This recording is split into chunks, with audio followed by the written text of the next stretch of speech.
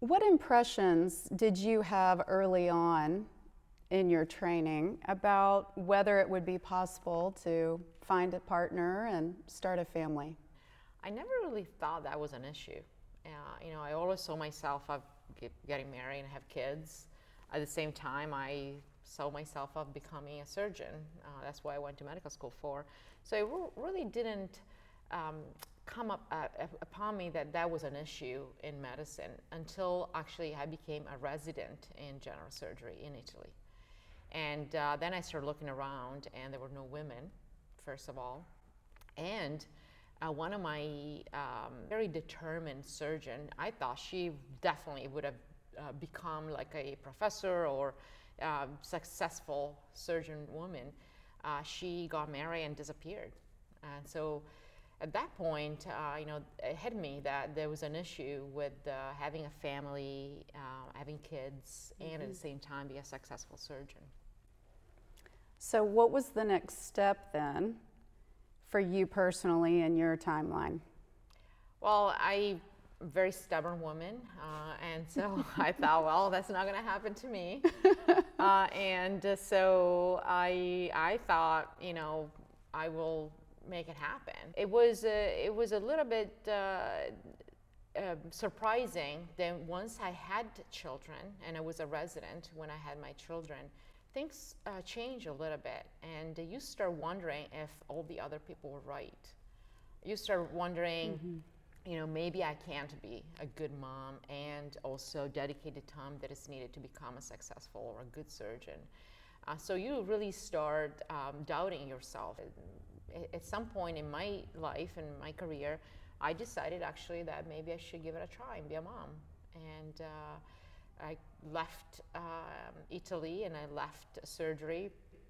And when I came to the United States with my husband, who is American, I thought I would just try to be a mom. I soon realized that it wasn't my thing. And I wasn't really very happy at just doing that, but I'm happy that I tried. Because then later on in life, when I had difficulties or things were not straightforward, I could always look back and knew that I had made the right decision for me because it wasn't enough for me to be a mom only. What role does your husband play in all of this, and how did you all make this work? It's not easy, and I want to say that it's definitely not easy, and the people that tell you it's easy, it's probably not true. Right. And it took a lot of work.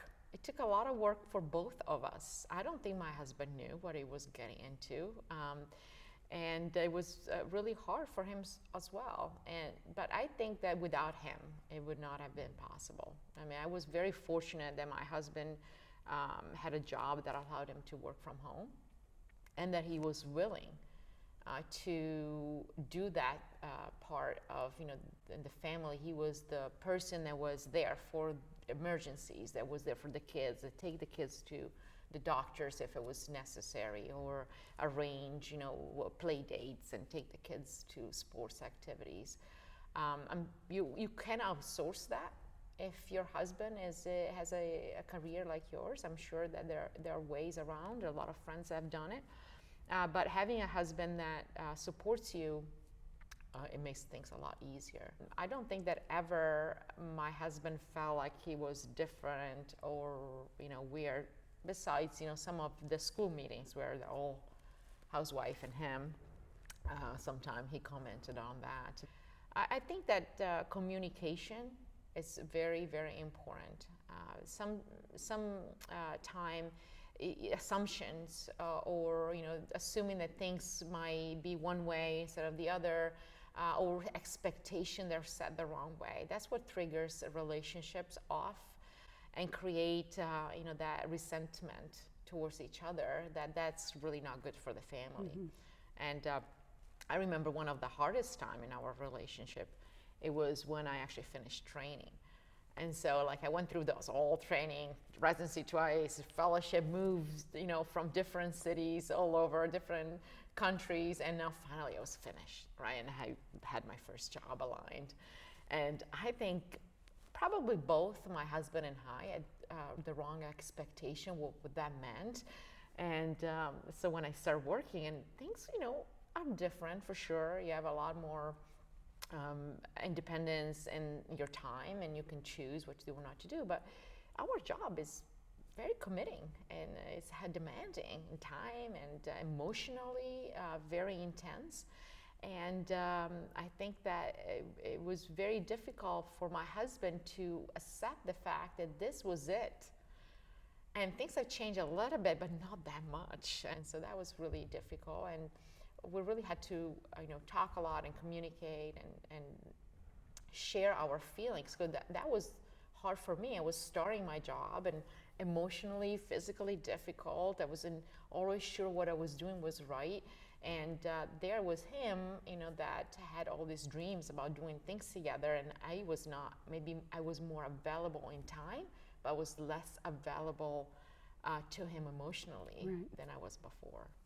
What has been the key to helping you all maintain this family balance? The first thing I think is very important is prioritization. So there are things that are important for your husband, for your kids, that you want to prioritize. And that might be not always what you like the most to do, but if they're important for them, you want to be present for it. So put in your calendar, make it a priority to be there and share that moment with them. Another very important, I think, aspect is that you have to be able to ask for help. There are things that might not be that important for you to do. Outsource them. Ask for people to help you out. I don't want to spend all my weekend folding laundry if I don't have to. Maybe we can have a trip for the family and do something together, or I go to see one of my kids play volleyball. And then third, I think you have to a little bit to compromise. Nothing is always perfect.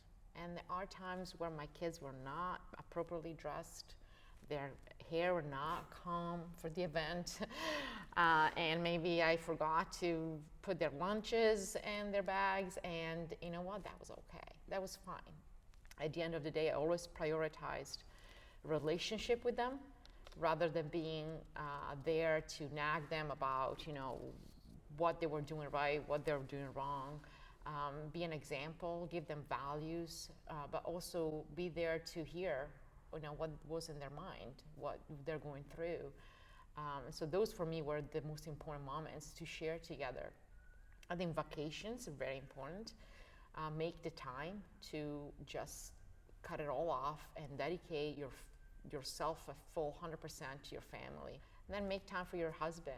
I think that's very important to. My husband always say, if I don't come first, he likes to feel that he's very important. The family, is going to be destroyed. And I think that's very important, to cut the time to do things that he likes to do. Dedicate time to hear him out, to do things together, share some aspect of his life as well. What about, though, the woman having to let go of her traditional role, perhaps? We spoke before, and you talked about the guilt, letting go of the expectations. That was hard, and you don't realize how much judgment there is on that. And I felt the most judgment I felt it was actually when I was a stay-at-home mom, tried really hard to participate to all kids' mother activities, volunteer in school. I did all that stuff to really I wanted to like it, right? And then I started saying, I think I'm gonna go back to work, and I felt a lot of judgment from other women and other, people looking at me like, wow, you don't want to be there for your kids. And it was hard for me because, when you grow up, you feel like, there are things you want to do. You want to be there for your kids. You want to make them perfect. You want to do the Christmas card, and you want to all those dreams, and you just have to let it go.